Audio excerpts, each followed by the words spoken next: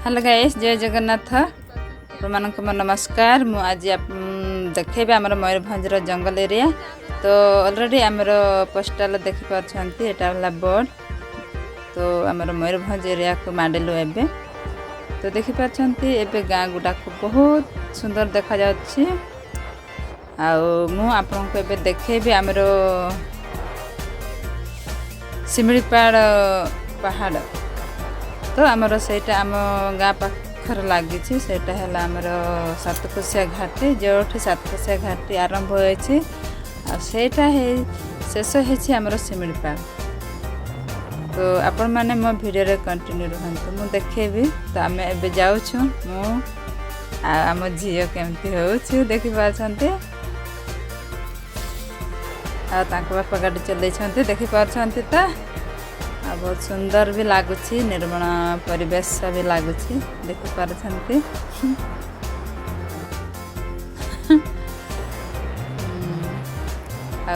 एबे देखि पारछंती जंगल गुडा भी बहुत सुंदर देखा जाछे, एपटे पहाड़ देखा जाछे। तो एबे मु आहरी आप मानक देखेबी। तो चलंतु एबे देखंतु मु पूरा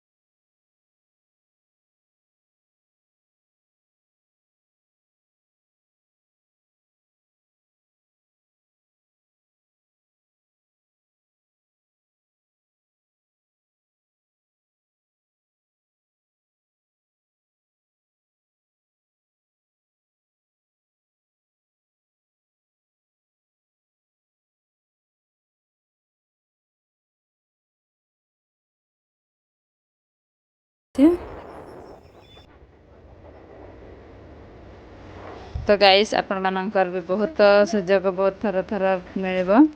तो निहाती आसिक देखि जांतु।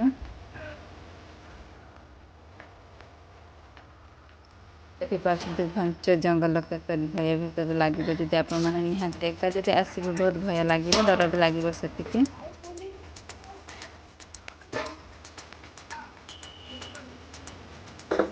देखि पारछंती।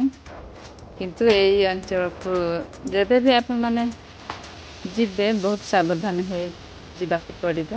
कारण दिन बेले एते भयंकर लागिबनी।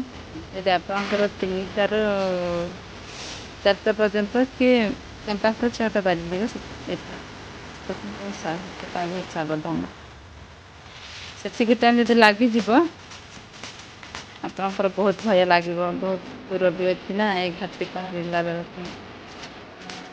तो हमर घाटी अंचल ऑलरेडी सरी आसिलानी देखि पारछंती।